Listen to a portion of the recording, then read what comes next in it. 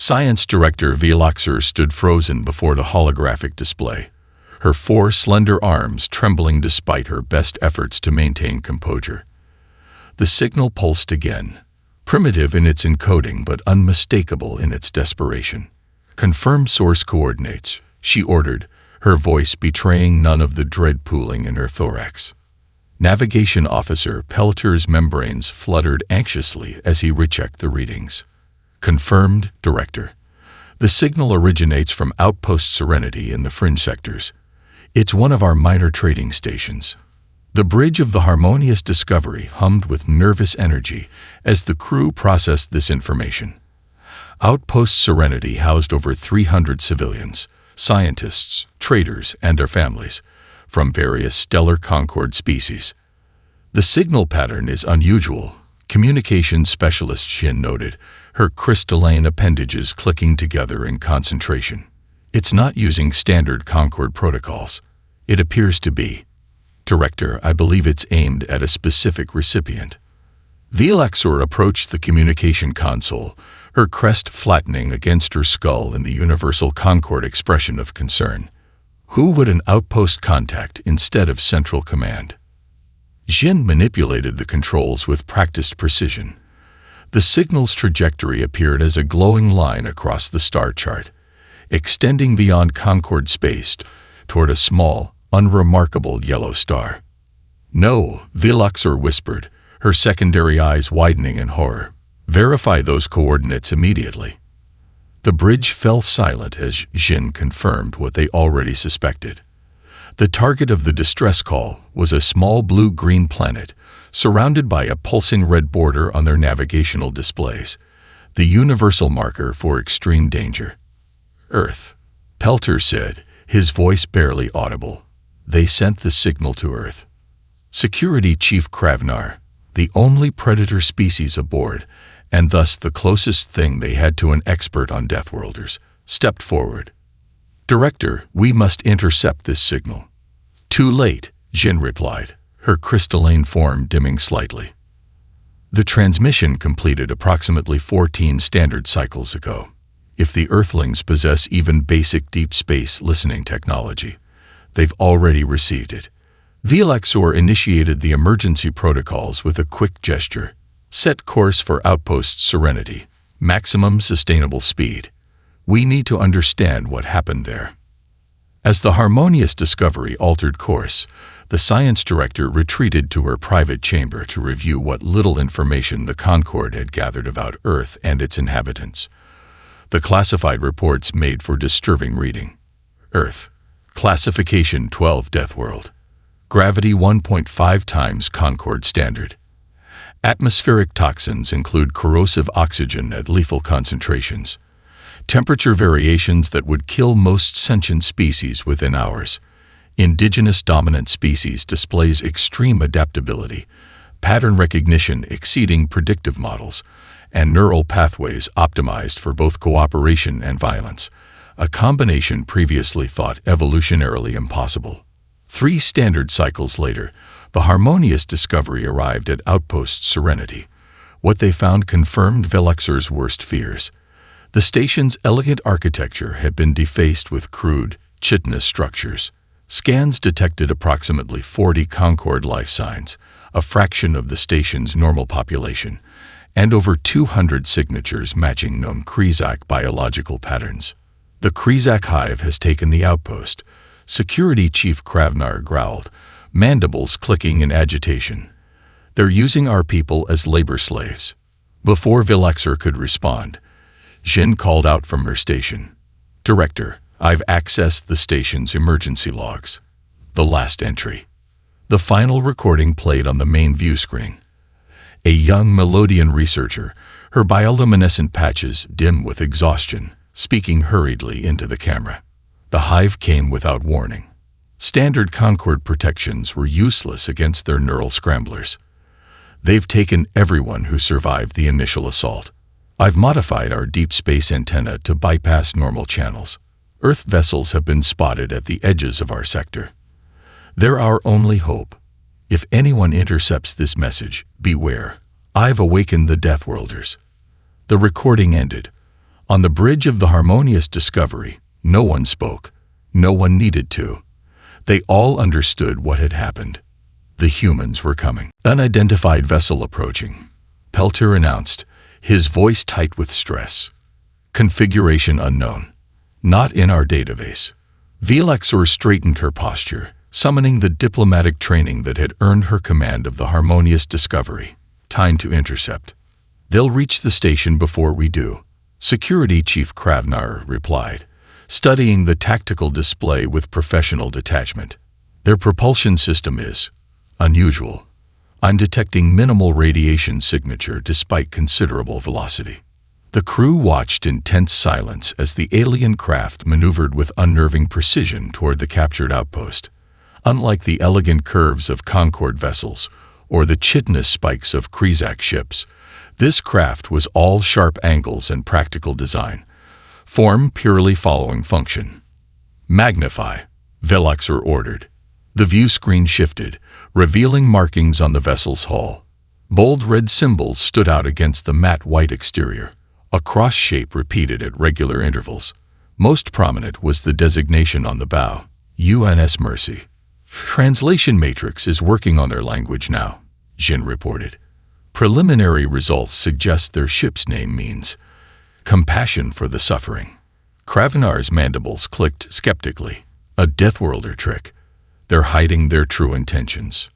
Perhaps, Velexor replied, though something about the vessel's modest size and lack of obvious weaponry gave her pause. Maintain course. We need to establish contact before they engage the Krizak. But it was already too late. The human ship had docked with the station's emergency medical port, a universal design standard throughout explored space. The Krizak patrol vessels, stationed around the outpost, made no move to intercept.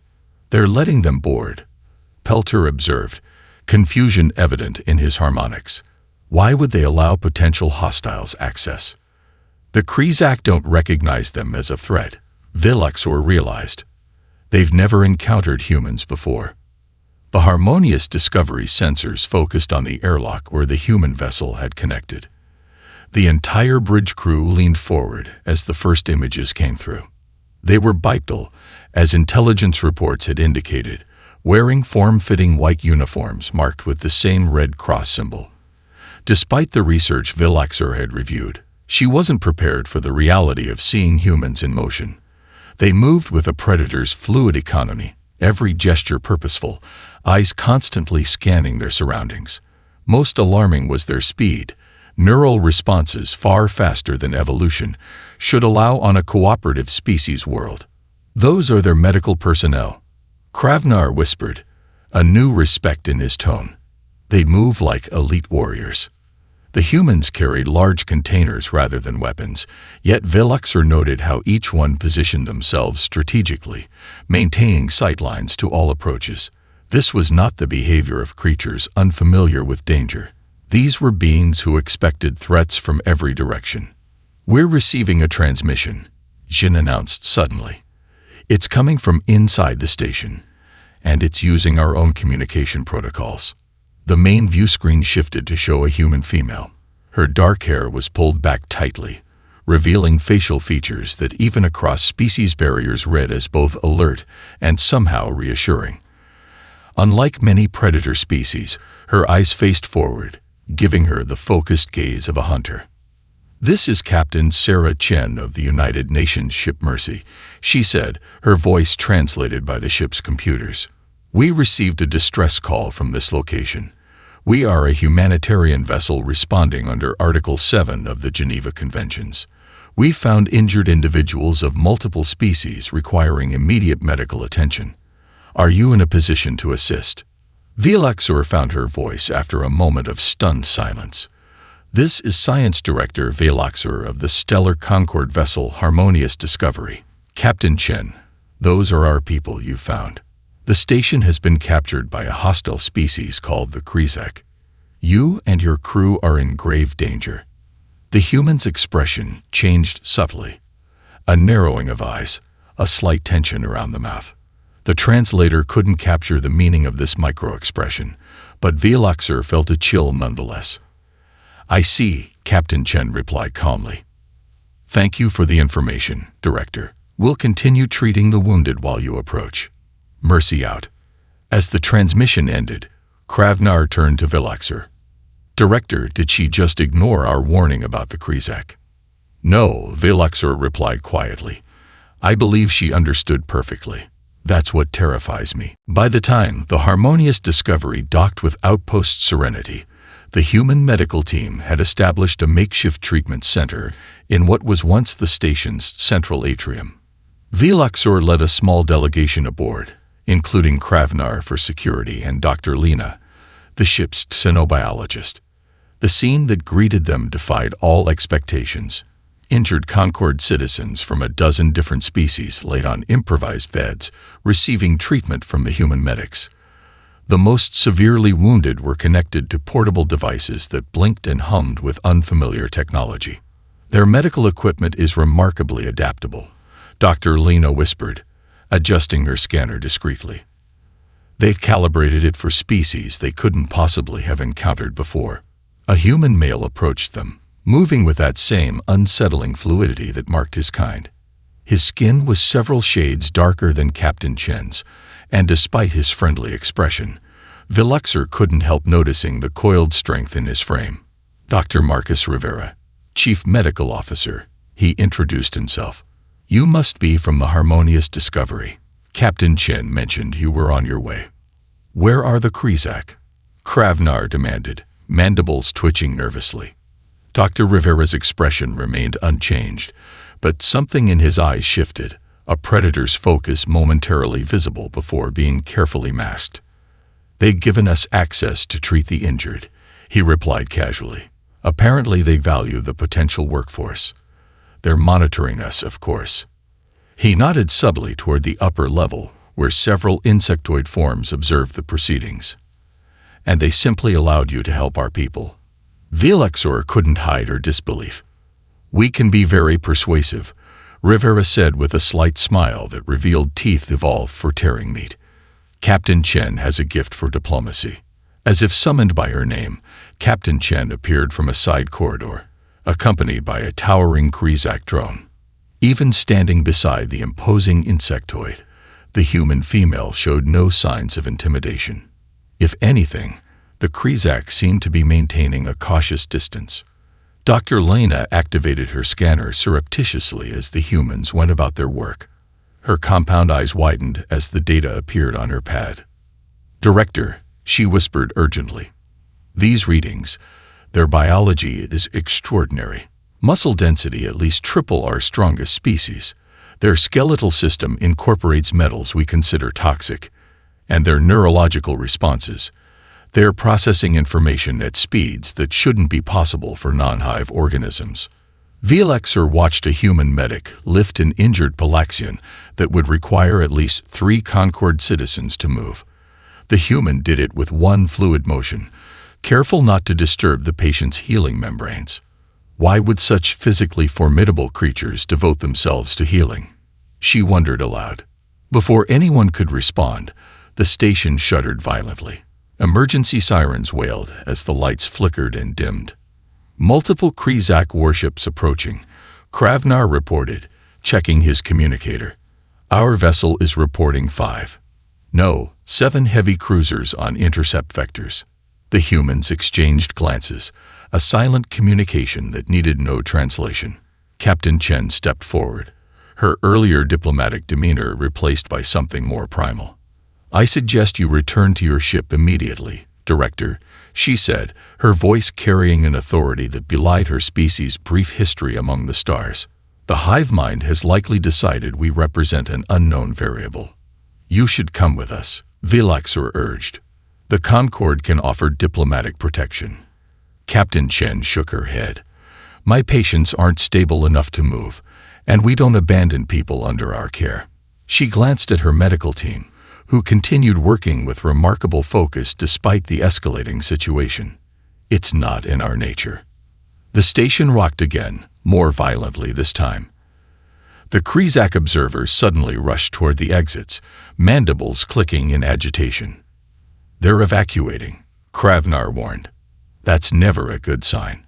Captain Chen's hand moved to her side where, Veluxor noticed for the first time, a compact device was holstered, not medical equipment, but something whose purpose was unmistakable, even across the gulf of species. "You should run now, Director," the human said quietly. "Things are about to get complicated." Veluxor's delegation never made it back to the harmonious Discovery. The Krezak attack came with brutal efficiency, electromagnetic pulses followed by boarding parties that swarmed both the station and the Concorde vessel. Within moments, Veluxor found herself being roughly shepherded along with her crew into a makeshift detention area in the station's cargo bay. The humans had not surrendered easily. Through the chaos, Veluxor had glimpsed Captain Chen and her medical team forming a protective barrier around their patients, moving with coordination that seemed impossibly precise. But they were outnumbered 20-1, and eventually even their remarkable reflexes couldn't compensate for the sheer mass of chitinous bodies flooding the atrium. Now, in the dim emergency lighting of the cargo bay, Concorde species huddled together for warmth as the Krezak deliberately lowered the temperature to conserve power. Across the large space, a separate containment field shimmered around the captured humans. "They've isolated the Deathworlders," Kravnar observed, his exoskeleton providing better protection against the cold than most of his companions. "The Krezak aren't fools." Dr. Lena shivered violently, her thin membranes already showing signs of dangerous cooling. Without warning, something soft and warm draped across her shoulders, a human garment, thrown with perfect accuracy through a microscopic fluctuation in the containment field. "How did they?" Veluxor began, but Kravnar silenced her with a gesture toward the human enclosure. The Deathworlders had removed their outer clothing and were systematically distributing it to the most vulnerable Concorde species. More impressively, they had found the weakness in the Krezak's field technology and were exploiting it without appearing to do so, each toss timed precisely to the containment cycle's fluctuation. "Their perception is extraordinary," Kravnar whispered, genuine awe in his voice. "They can see the energy pattern." As the night cycle progressed, Veluxor found herself drawn toward the boundary between the two enclosures. Captain Chen noticed her approach and moved closer to the barrier, seemingly unbothered by the dropping temperature despite being down to her base layers. "Your people won't survive these conditions for long," the human said quietly. "The Krezak know your physiological requirements better than ours." "How are you not suffering from hypothermia?" Veluxor asked, genuinely curious despite their dire circumstances. "This," Chen smiled slightly, "this barely qualifies as uncomfortable where I'm from. Some of my crew are from regions where temperatures drop below freezing for months at a time." Before Veluxor could process this horrifying information, Dr. Rivera joined his captain, his eyes constantly scanning the cargo bay with predatory alertness. "The comms blackout is problematic," he said, his voice pitched low enough that only Chen and Veluxor could hear. "We missed the last 2 check-ins." Something passed between the humans, an unspoken understanding that made the air seem suddenly charged with potential energy. "What happens when you miss your check-ins?" Veluxor asked, a new dread forming in her thorax. "Standard protocol," Rivera replied, studying the ceiling junction where a power conduit met the environmental control system. "If a humanitarian mission fails to report on schedule, we assume hostile action against protected personnel." And then, Captain Chen's expression changed subtly, her pupils dilating in a way that triggered instinctual alarm in Veluxor's hindbrain. "Then our government dispatches a proportional response." "How proportional?" Kravnar interjected, having silently joined their conversation. Rivera's smile was entirely devoid of warmth. "The UNS Mercy is a humanitarian vessel, a symbol of our civilization's highest ideals. An attack on it is considered an attack on those ideals." He glanced at Chen before continuing. "The response fleet launched the moment we missed our second window. Standard procedure." "Response fleet," Veluxor repeated numbly. "How many ships?" "All of them," Chen replied simply. In that moment, looking into the human captain's eyes, Veluxor finally understood. The Concord had fundamentally misunderstood humanity's evolutionary path. Their danger wasn't their capacity for aggression. It was their selectively triggered protective instinct, a predator's ferocity perverted into something far more terrifying, righteous fury in defense of the vulnerable. And they had just provoked it. The Krezak Hive Commander was an imposing specimen even by the standards of its species. Its carapace bore the distinctive scarification that marked veterans of multiple conquest campaigns, and its 4 primary limbs ended in specialized appendages designed for both precision manipulation and lethal combat. It stalked into the cargo bay flanked by elite drones, compound eyes sweeping across the prisoners with cold calculation. The temperature had been raised just enough to prevent immediate tissue damage to the captives. The Hive valued potential resources. The ruling consensus requires information, the Hive commander announced, its translator producing the flat, artificial tones of Concord Standard. You will provide it efficiently. Guards dragged Veloxer forward first, her limbs weak from cold and stress. The interrogation was brief and painful, neural probes extracting basic information about Concord protocols and defensive capabilities. When they brought Captain Chen forward, the atmosphere in the cargo bay changed subtly. The human showed no outward signs of fear, her posture relaxed yet balanced, like a predator conserving energy before a hunt. Species designation. The Hive commander chittered. Human. Chen replied evenly. United Nations. Earth. The Krezak's mandibles clicked rapidly, their equivalent of dismissive laughter. Unknown designation. Irrelevant. Your vessel's transmission capabilities and defense protocols. Provide immediately. Chen smiled slightly. I'm afraid I can only give you my name, rank, and identification number under the Geneva Conventions. The neural probe descended toward her temple. Chen didn't flinch, her eyes remaining fixed on the Hive commander with unsettling intensity. Biological scanning indicates primitive neural structure, one of the drones reported, studying the handheld device. Limited protection against neural extraction. Your resistance is without purpose, the Hive commander stated. We have analyzed your broadcasts. Your species wastes resources protecting the weak. This evolutionary defect ensures your irrelevance. Chen's expression didn't change, but something shifted in her eyes, a predator's focus sharpening to killing intensity. Across the cargo bay, a young Melodian medical apprentice who had been working at the outpost collapsed from the combined stress of cold and fear. A Krezak guard casually jabbed the fallen alien with an electroshock prod, generating a pitiful harmonic cry of pain. The transformation in the humans was immediate and synchronized, as though a silent signal had passed among them. Their postures shifted subtly, weight balanced differently, muscles coiled for explosive movement. Even their breathing patterns change, becoming deeper and more controlled. Your neural architecture is indeed primitive, the Hive commander continued, oblivious to the danger signals. Your vessel contains no weapons. No. You've made a terrible mistake. Chen interrupted. Her voice dropped to a register that triggered primal alarm responses in every non-human present. The Krezak paused, compound eyes refocusing on the human with new assessment. Explain this statement. You attacked a medical ship, Chen said, each word precisely measured. You imprisoned protected personnel. You harmed those under our care. She glanced toward the injured Melodian before returning her gaze to the Hive commander. Where I come from, these actions have consequences. The neural probe touched her skin. Chen didn't react. Your threats are meaningless, the Hive commander chittered. Your vessel was isolated. Your species is unknown. There will be no consequences. Dr. Rivera laughed then, a sound so unexpected in their circumstances that even the Krezak guards turned toward him. We're a paranoid species, he explained conversationally. We evolved on a world where everything was trying to kill us, so we planned for worst-case scenarios, always.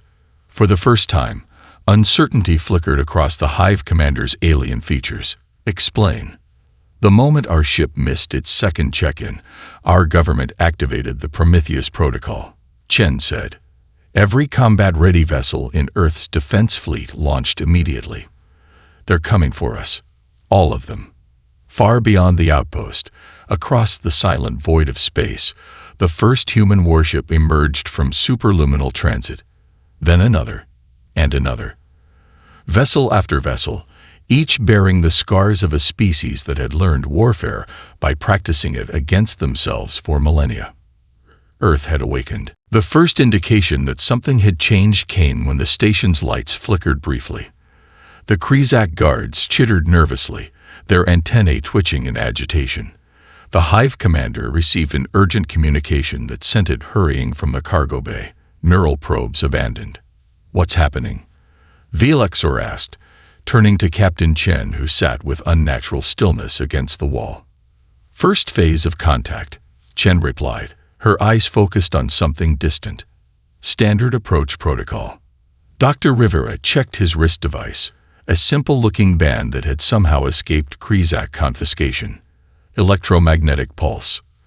Targeted, not wide spectrum. They're being surgical. The humans had been calm in captivity, but this was different. They now exuded a focused anticipation that made the air feel charged with potential energy. Even the guards seemed to sense it, keeping their distance from the human containment field. A low vibration rumbled through the station's superstructure, followed by a distant sound that even non-human ears recognized as an explosion. "Precision strike," commented a human medic, tilting her head as though listening to music only she could hear. That was the main communications array. Kravnar moved closer to the human's enclosure, mandibles working anxiously. "How can you know that?" "We studied the station's schematics the moment we docked," Rivera explained casually.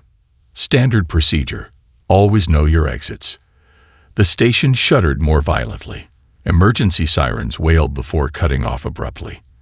The containment fields flickered once, twice, then collapsed entirely. Captain Chen was on her feet before the field had fully dissipated, moving with that predatory grace that still unnerved Velexor. "Dr. Rivera, secure our patients. Lieutenant Kim, establish a defensive perimeter." She turned to the Concord prisoners. "Stay close to us. This will be over quickly." Through the viewport in the cargo bay door, Velexor caught glimpses of the space battle unfolding beyond the station. It defied everything she thought she knew about warfare. The human vessels moved in coordinated patterns that seemed impossible without a hive mind, yet each ship acted with individual initiative when opportunities arose. Most shocking was their precision. The humans could have obliterated the Krezak fleet with overwhelming firepower. Instead, they systematically disabled engines, weapons, and communication systems with surgical accuracy, rendering ships helpless without destroying them. "They're taking prisoners," Kravnar whispered, awe evident in his voice. "Even now, they're showing restraint." The cargo bay door slid open, revealing a Krezak drone with weapon raised. Before it could fire, something struck it from behind, a projectile moving too fast for non-human eyes to track. The drone collapsed, neural system overloaded but not killed. In the doorway stood a human female in a form-fitting black uniform, unlike the medical team's white garb. Her posture and bearing identified her instantly as a predator in her prime. "Captain Chen," she nodded respectfully. "Commander Blackwell, Special Tactics. Sorry we're late." Chen smiled slightly. "Right on schedule, Commander." More humans in similar uniforms appeared, moving through the station with coordinated efficiency. They secured the cargo bay within moments, checking each Concord prisoner for injuries with unexpected gentleness. Velexor stared through the viewport as a Krezak cruiser attempted to target the station's life support systems. 3 human vessels immediately abandoned advantageous positions to intercept, taking damage themselves rather than allowing the attack to succeed. "They're protecting us," a Concord engineer whispered, "even at the cost of tactical advantage."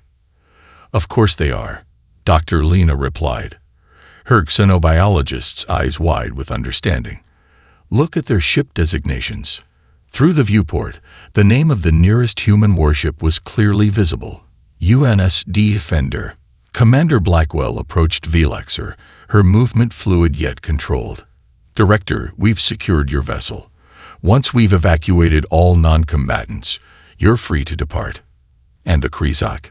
Velexer asked hesitantly.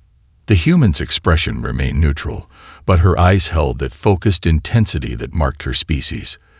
"They attacked medical personnel and civilians under our protection. We'll handle them." In that moment, watching the precision with which the humans dismantled a numerically superior force, Velexer finally understood the true meaning of the term Deathworlder. It wasn't about aggression or violence. It was about efficiency, adaptability, and above all, purpose. The humans hadn't evolved to conquer. They had evolved to protect what was theirs. 3 standard cycles after the liberation of Outpost Serenity, Velexer stood on the observation deck of the Harmonious Discovery, watching the human fleet in formation around the station. The swift, overwhelming nature of their victory had sent shockwaves through both the Concord intelligence community and the Krizak Hive Collective. "Director, you should see this," Kravnar said, entering the deck with uncharacteristic hesitation in his movements. Velexer followed him to the research bay where Dr. Lena was studying sensor feeds from the station. The images displayed were so unexpected that Velexer initially assumed there had been a mistake in the translation protocols. "They're establishing rehabilitation centers," Lena explained, her compound eyes wide with disbelief. "For the Krizak." The footage showed human personnel setting up facilities within the captured station. Rather than execution or even standard detention procedures, the Krizak drones were being processed through medical evaluation stations. Some received treatment for injuries sustained during the brief battle. Others were being fitted with small neural dampeners that appeared to inhibit the Hive commander's control while leaving individual consciousness intact. "This is not standard procedure for dealing with hostile forces," Kravnar noted, mandibles clicking in confusion. "The Krizak attempted to enslave your people. They attacked their vessel. By any civilized metric, the humans would be justified in extermination." A voice interrupted from the doorway. Admiral Hassan of the human fleet stood silently observing them, his dark skin contrasting with the silver gray of his uniform. Despite being alone and unarmed aboard a Concord vessel, he projected an unmistakable aura of authority. "Admiral," Velexer acknowledged formally, "we were just discussing your unusual approach to prisoners of war." Hassan entered the research bay, his movements displaying that same controlled precision that all humans seem to share. "There's an old saying on Earth: the true measure of a society can be found in how it treats its most vulnerable members." "The Krizak are hardly vulnerable," Kravnar objected. "They're apex predators. Every species is vulnerable in some way." "Security Chief," Hassan replied, studying the sensor feeds with critical eyes. "The Krizak's vulnerability is their hierarchical neural structure. Their drones have limited autonomy without the Hive command network." Dr. Lena's membranes fluttered with scientific interest. "You're attempting to modify their social structure." "We're giving them a choice," Hassan corrected. "The neural dampeners block the compulsory aspects of Hive control while preserving the communicative functions. For the first time, individual Krizak can choose whether to follow their commanders." Velexer struggled to reconcile this approach with everything she had assumed about Deathworld evolutionary psychology. But why show such consideration to an enemy that showed none to you? The human's expression softened slightly. "Our history taught us the futility of vengeance, Director. Centuries ago, our world was divided into nations that fought terrible wars. After each conflict, the victors would impose harsh conditions on the defeated, sowing seeds of resentment that bloomed into new wars within a generation." He gestured toward the rehabilitation centers on the display. "We learned, eventually, that sustainable peace requires addressing root causes, not merely symptoms." Before Velexer could respond, the research bay door opened again. A Krizak entered, not a drone, but a hive thinker, one of the intellectual caste rarely seen outside their home systems. Its carapace bore no battle scarification, but instead the subtle pigmentation patterns that indicated advanced age and wisdom. "Forgive the intrusion," the Krizak said, its translator perfectly calibrated to Concord standard. "I requested permission to speak with Director Vilaxur." Hassan nodded respectfully to the hive thinker before turning to Vilaxur. "I'll leave you to your discussion. We'll be departing in 6 hours if you wish to observe the transition protocols." After the human had left, an uncomfortable silence filled the research bay.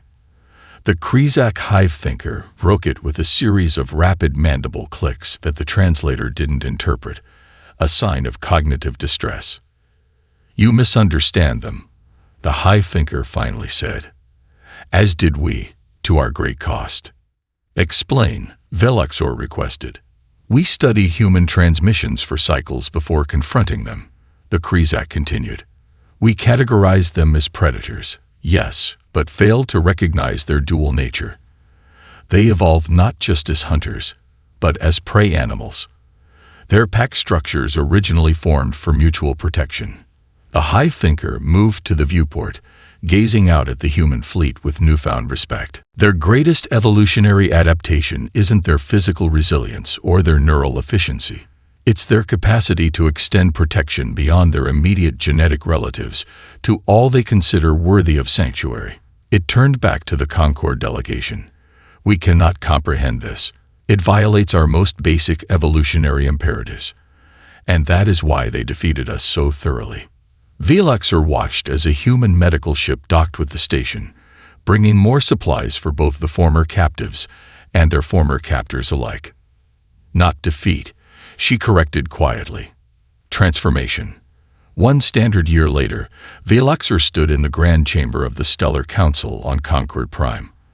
The circular hall was filled to capacity with representatives from all member species.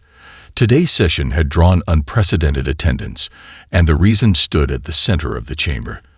A human delegation led by Captain Sarah Chen, now bearing the insignia of a diplomatic envoy.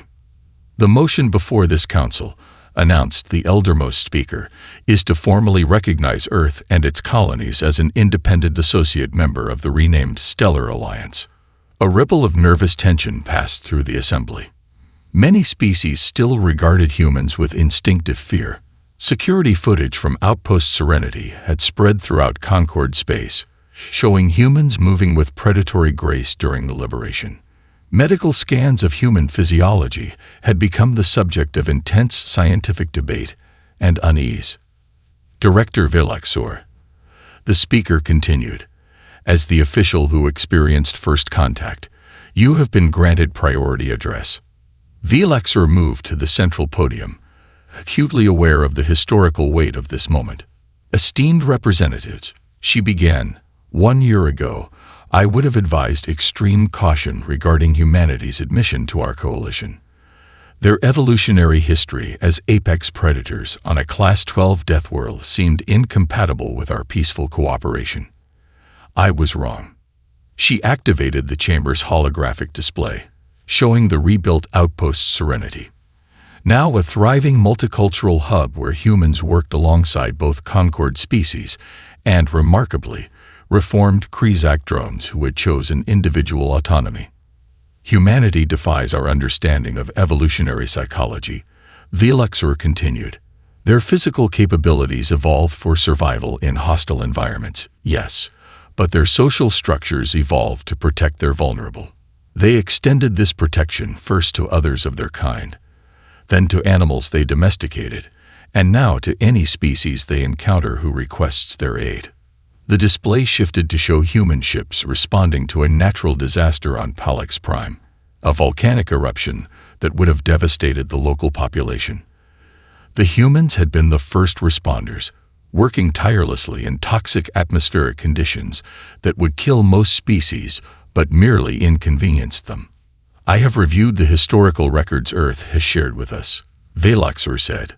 "For millennia, they turned their predatory instincts against themselves, fighting terrible wars. But they learned, evolved socially if not biologically, and emerged stronger. They didn't suppress their nature.